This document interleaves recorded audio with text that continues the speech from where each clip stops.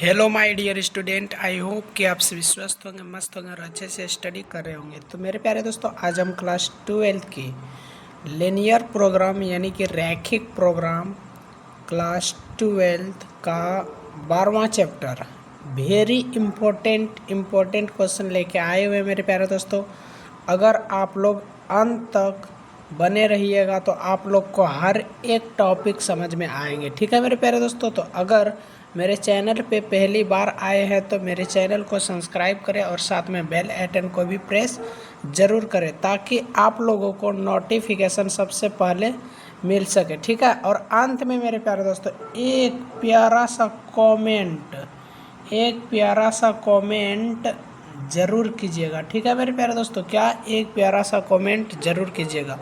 ठीक है, तो बिना लेट किए अब मैंने वीडियो को शुरू करते हैं। ठीक है मेरे प्यारे दोस्तों, तो मैंने इसके पहले की इंट्रोडक्शन क्लास ले लिए हैं, तो आप लोग इसके पहले की अगर इसके पहले की लेक्चर को नहीं देखे हैं तो इनके पहले के लेक्चर को जाकर देख लीजिए, तब उसके बाद इसमें आइएगा, नहीं तो आप लोगों को कुछ समझ में नहीं आएंगे। ठीक है मेरे प्यारे दोस्तों, तो बिना लेट किए अब मैंने वीडियो को शुरू करते हैं।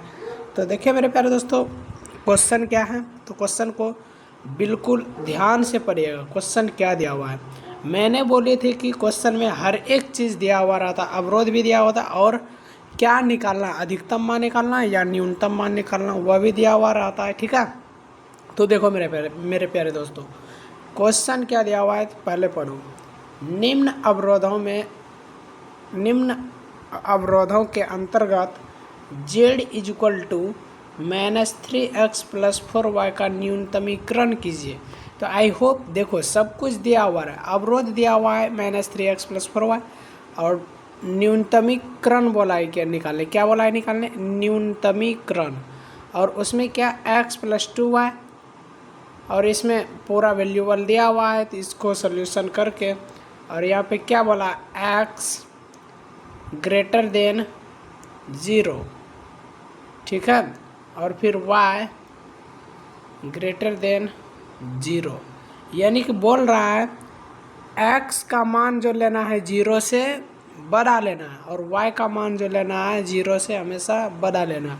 तो मेरे प्यारे दोस्तों, इसको आप लोग समझ गए होंगे, तो बिना लेट के अब मैंने वीडियो को अच्छे से समझाने की प्रयत्न करते हैं। तो देखो हल, सबसे पहले सोल्यूशन हम करके दिखाते, क्या सोल्यूशन, तो सोल्यूशन क्या दिया हुआ है, गिवन जो दिया हुआ है उसको पहले लिखा जाता है, क्या दिया हुआ है। अगर दिया हुआ नहीं लिखेंगे तो आप लोग को भी आगे चल के दिक्कत होंगे कि कहाँ से सर ला दिए, तो आप लोग को यहाँ पे कंफ्यूजिंग होने की संभावना अधिकतम होंगे। तो मेरे प्यारे दोस्तों, यह नहीं हम चाहते हैं कि आप लोगों को दिक्कत हो, तो मैथमेटिक्स में सबसे पहले गिवन ही लिखा जाता है, इसलिए मैंने सबसे पहले गिवन लिख दिए। तो गिवन दिया हुआ है z इक्वल टू -3x+4y, ठीक है। फिर उसके बाद अवरोध दिया हुआ है, क्या अवरोध, अवरोध में क्या दिया हुआ है मेरे प्यारे दोस्तों, तो देखो अवरोध दिया हुआ था x+2y ग्रेटर देन a, यानी कि x+2y से बड़ा 8 है।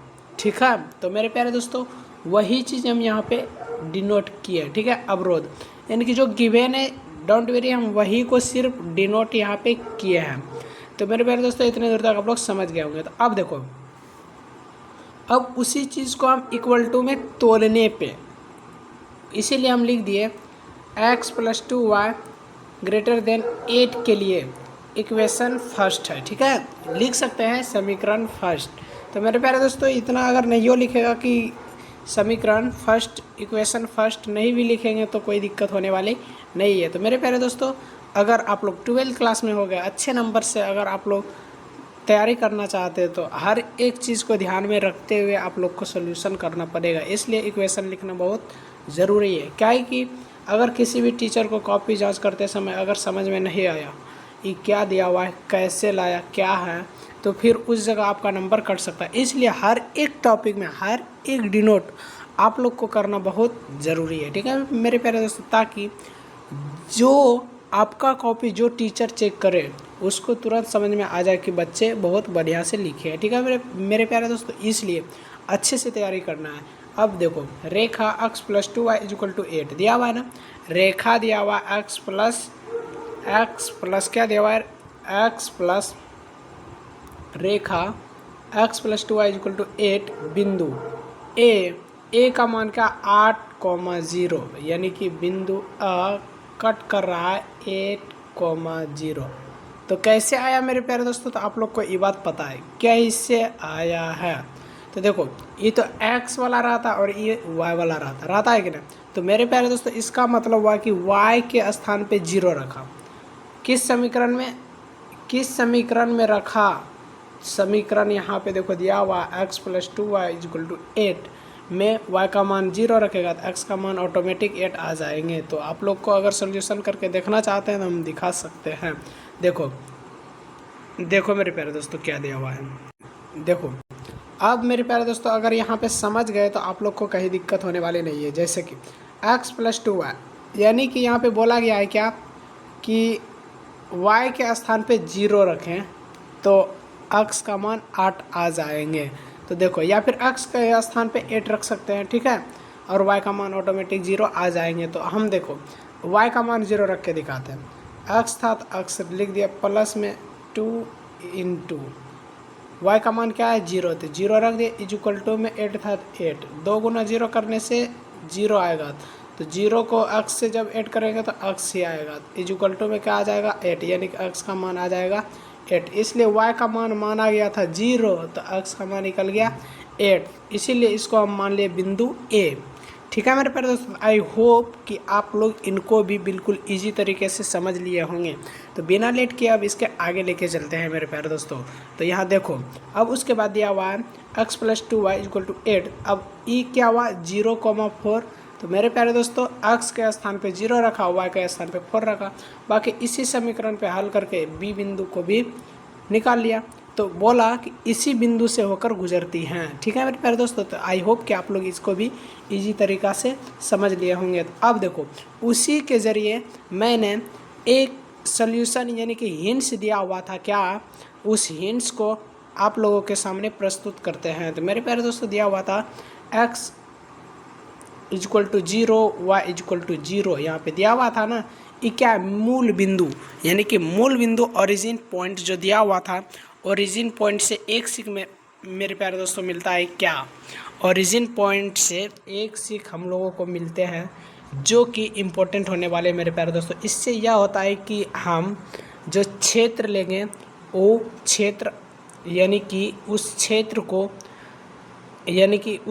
को रंगीन अंदर किस साइड करना है या फिर रेखा के बाहर की साइड करना है, तो उससे इसी से हमको वह चीज़ डिनोट होते हैं। तो मेरे प्यारे दोस्तों अब यहाँ देखो डिनोट आखिर हम कैसे किया जाता है। अगर सत्य हो जाए तो रेखा के अंदर, अगर असत्य हो जाए यानी कि सत्य नहीं हो असत्य हो तब रेखा के बाहर हो जाएंगे मेरे प्यारे दोस्तों।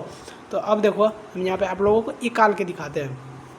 देखो जैसे यहाँ पे x = 0 y = 0 असमीकाय x + 2y फिर दिया हुआ 8 में रखने पर 0 8 जो सत्य हैं, यानी कि x + 2y जो समीकरण दिया हुआ है इस समीकरण पे भी रखना है, फिर इस समीकरण पे भी रखना है। दोनों समीकरण में अगर सत्य हो जाए, क्या बोले, अगर दोनों समीकरण में अगर सत्य हो जाए तब सत्य हैं, अगर नहीं होता है तब असत्य हैं। ठीक है मेरे प्यारे दोस्तों, डाउट वेरी आप लोग को सब समझ में आ रहे होंगे।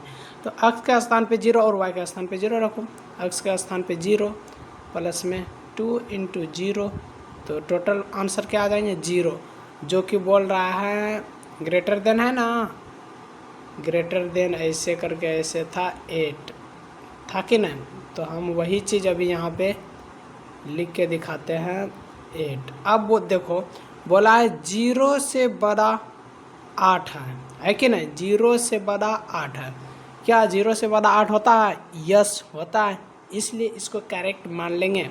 तो आई होप कि आप लोग को भी यह क्वेश्चन समझ में आ गए होंगे। तो अब इसके आगे लेके आप लोगों को चलते हैं। और मेरे प्यारे दोस्तों आप लोग टेंशन मत लीजिए, इसको ग्राफ में भी समझाएंगे बिल्कुल ईजिली तरीक़ा से, ताकि आप लोगों को कहीं दिक्कत ना होनी चाहिए। ठीक है मेरे प्यारे दोस्तों, अब देखो यहाँ पे अर्थात x + 2y > 8 क्षेत्र के बिंदुओं के रेखा x + 2y = 8 और उसके नीचे मूल बिंदु की ओर इतना के लिए रेखा इतना बिंदु यानी 3x + 2y = 12। ये देखो था ना, 3x + 2y = 12। देखो ये चीज़ बिल्कुल ध्यान से देखना है। नहीं होगा मेरे प्यारे दोस्तों, हम पहले बोल देंगे नहीं है ना। तो वही हम दूसरा इसको इक्वेशन सेकेंड मान लिए। क्या मान लिए? इक्वेशन सेकेंड मान लिए। क्या मान लिए? Equation second. जैसे इसको इक्वेशन सेकेंड मानेंगे वैसे ही मेरे प्यारे दोस्तों यहाँ पे एक चीज़ प्रूव होता है। क्या? सेम लॉजिकल जितना हम इसके अभी ऊपर किए इतना में सेम वही चीज़ यहाँ पे अभी करना है। तो मेरे प्यारे दोस्तों इसको इक्वेशन सेकंड मानेंगे और रेखा के साथ में सेम लॉजिकल 3x + 2y = 12। बिंदु ये आ गया, x के स्थान पे 4 माना था और y के स्थान पे 0 और मान के इस जगह बैठा दिया, आंसर निकल जाएगा। एक का मान मानो, दूसरा के निकल जाएगा। कुछ भी मान सकता है, 2 3 0 5 0 मानेगा अच्छा होगा। ऐसा मानना कि मेरे प्यारे दोस्तों ग्राफ में अट सके, ठीक है। काहे कि मेरे पास कोई स्मार्ट बोर्ड नहीं है जो कि अच्छे से समझा सके, तो मैंने कोशिश करते हैं मेरे प्यारे दोस्तों आप लोग जितने जल्दी हमको सपोर्टिंग कीजिएगा उतना जल्दी आप लोगों के लिए मैंने स्मार्ट बोर्ड भी उपलब्ध करवा देंगे, ठीक है मेरे प्यारे दोस्तों। तो आप लोग से मेरा एक ही विनती है मेरे प्यारे दोस्तों, किसी भी तरह आप लोग सपोर्टिंग करके मेरे को स्मार्ट बोर्ड खरीदवा दो, ठीक है। आप लोग की दान पुण्य सदा आभारी बना रहेगा, ठीक है मेरे प्यारे दोस्तों। उसके बाद देखिए, उसके बाद दिया हुआ मेरे प्यारे दोस्तों रेखा 3x + 2y = 12 बिंदु 0,4। उसी तरह हम प्रूव करें जो कि होकर गुजरती है। इसका आरेख PQ अतः इतना पे x, फिर देखो इतना आ गया, फिर इतना पे x = 0 y = 0 रखने पर इतना जो कि सत्य है। बोले थे क्या? इस पे और इस पे दोनों पे ईमान को प्रूव करके दिखाना। अगर दोनों में सत्य हो तब वह रेखा के अंदर यानी कि आरेख क्षेत्र में ही बनेगा, नहीं तो क्षेत्र के बाहर बन जाएगा, ठीक है मेरे प्यारे दोस्तों। वो चीज़ अभी हम फिगर में दिखाएंगे। अर्थात इस क्षेत्र के बिंदुओं पे रेखा है इतना और इसके नीचे मूल बिंदु की ओर आरक्षित करेंगे, ठीक है मेरे प्यारे दोस्तों। इसमें देखो इस क्षेत्र में बिंदु y अक्ष पर और y अक्ष के दाईं ओर बनेंगे, ठीक है। फिर y > 0 का इस क्षेत्र में बिंदु x अक्ष पर और उसके ऊपर है, ठीक है मेरे प्यारे दोस्तों। तो आई होप कि आप लोग इतने दूर तक समझ गए होंगे। अब इसके नीचे हम आप लोग को दिखाते हैं क्या करना है। अब देखो, अब इसके नीचे जब हम लाएंगे तो इसके नीचे ध्यान देने वाली बात यह था मेरे प्यारे दोस्तों कि ध्यान देने वाली बात, इस प्रकार की समस्या को सुसंगत क्षेत्र OBRP है। रेखा इतना और इतना, यही दोनों था ना इक्वेशन, इसलिए आप लोग टेंशन मत लीजिएगा। देखो इसको माने थे इक्वेशन फर्स्ट, इसको माने थे इक्वेशन सेकेंड, ठीक है। फिर देखो बिंदु R का प्रतिच्छेदन करती है, बिंदु R का प्रतिच्छेदन करती है समीकरण 2 में समीकरण 1 को कटाने पर। तो देखो मैंने जितनी बातें अभी उधर बताए सेम लॉजिकल वही था। अब आप लोगों को हम ग्राफ में बताने की कोशिश करते हैं। तो देखो ग्राफ समझना बहुत इम्पोर्टेंट बातें हैं। ग्राफ समझ लें मेरे प्यारे दोस्तों, हर एक टॉपिक को आप लोग समझ लेंगे। देखो अब ग्राफ में क्या समझनी है, तो ग्राफ समझो, आप लोग को कहीं दिक्कत तकलीफ परेशानियां नहीं आने वाली है। अब देखो मैंने ग्राफ में क्या बताए थे, जैसे जैसे बोले थे बनाना वैसे वैसे ग्राफ बना लो, बना लिया है मेरे प्यारे दोस्तों। तो बनाने के बाद इसमें हम बोले थे एक ओरिजिन बिंदु O होता है, पता है कि नहीं? ओरिजिन बिंदु O लिए, फिर उसमें से आप लोग ध्यान देने वाली बात था कि 0,4 B बिंदु और P बिंदु और R बिंदु और इसको मान लिए A बिंदु, ठीक है। इसको मान लो A बिंदु, ठीक है। अब उसके बाद ये तो 0,0 रहेंगे ही क्योंकि ओरिजिन पॉइंट है। इसी चीज़ को देखो BRP और इसको A मान लिए, ठीक है, AB वाले बिंदु। अब देखो AB रेखा, तो हम A वाला क्या था 8,0, A वाला 8,0, सॉरी ये तो भारी मिस्टेक कर दिए। देखो नहीं ठीक था मेरे प्यारे दोस्तों, ठीक था। 1 2 3 4, ठीक है, यही 4 को था और ये तो ओरिजिन बिंदु है, ठीक है मेरे प्यारे दोस्तों। इस 4 में से अभी आप लोग ध्यान दीजिएगा, यहाँ पे ये जो A वाला था ए वाला क्या 8,0, बी वाला 0,4। यह समीकरण क्या था आप लोग को दिखाते हैं। यही तो था मेरे प्यारे दोस्तों, आप लोग को जो पढ़ाए हैं सिंपल सी लॉजिकल वही है। देखो ए नंबर 8,0, बी नंबर 0,4, तो आप लोग देख लिए। उसी प्रकार बी नंबर में देखो पी और क्यू, पी वाला 4,0, क्यू वाला 0,6, 4,0, 0,6, 4,0, 0,6, 4,0, 4,0, 0,6, ये ना। तो देखो 2,3 कैसे आ गया यहाँ पे। सॉरी रुको मेरे प्यारे दोस्तों,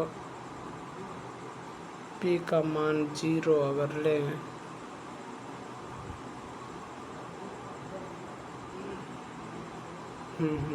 0,6 हो जाएगा। यहाँ पे टाइपिंग करने में थोड़ी सी मिस्टेक हो गया था, यहाँ 0,6 आएगा। ठीक है मेरे प्यारे दोस्तों, और यह आरेखित यहीं पे बनेंगे। ठीक है मेरे प्यारे दोस्तों, यहाँ पे 0,6 आप लोग लिख लीजिएगा।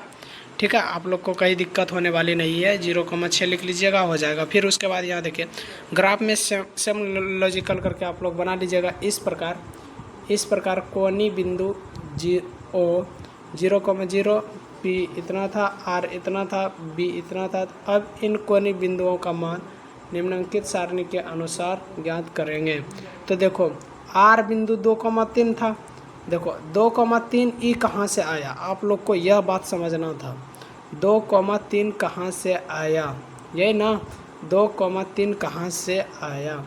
तो देखो 2,3 समझने वाली बात यह था, आर बिंदु जैसे मैंने यह वाले बिंदु खींचे और ये वाले रेखा खींचे, एक सेंट्रल बना। इस सेंट्रल पोजीशन का मान हम आर दे दिए। इसी सेंट्रल पोजीशन जो निकला वो दूसरे वाले बिंदु पे देखो ई वाला यहाँ गया था, ई वाला यहाँ गया था, तो मेरा पॉइंट बना 2,3। यही 2,3 लिखे जो कि गलती नहीं था। 0,6 हम थोड़ी सी डिप्रेशन में चले गए थे, तो आप लोग टेंशन नहीं लीजिएगा। ठीक है मेरे प्यारे दोस्तों, जो कि सही था। तो 0,2,3 ही आएगा मेरे प्यारे दोस्तों। तो इतनी दूर तक आप लोग समझ लिए। फिर उसके बाद देखो इतना करने के बाद आप लोगों को बोले थे क्या, कुछ मूल बिंदुओं पे ध्यान देने के लिए। इस प्रकार के कोनी बिंदु है इतना इतना इतना, इन कोनी बिंदुओं का मान निम्नलिखित सारणी में दिया गया।